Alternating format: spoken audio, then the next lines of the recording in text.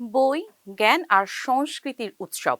New দিল্লির world book fair সেই মন্ত্রেই চলছিল, কিন্তু মেলার শেষ দিনে সেই উৎসবেই দেখা গেল অস্বস্তিকর দৃশ্য।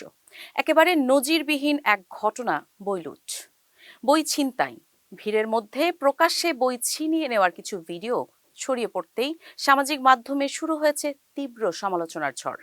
ভিড় ঠাসা বুক স্টলে দর্শকরা উঁচু শেলফ থেকে একের পর এক বই টেনে নিচ্ছেন।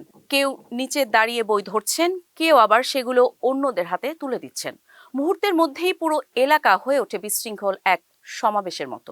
ঘটনাস্থলে উপস্থিত একাধিক দর্শক জানান, মেলার শেষ দিনে কয়েকটি স্টল বিনামূল্যে এই বই বিতরণের ঘোষণা দেওয়ার পরই পরিস্থিতি নিয়ন্ত্রণের বাইরে চলে যায়। ঘোষণার সঙ্গে সঙ্গেই ওই অংশে অস্বাভাবিক ভিড় জমে এবং শুরু হয় হুড়োহুড়ি।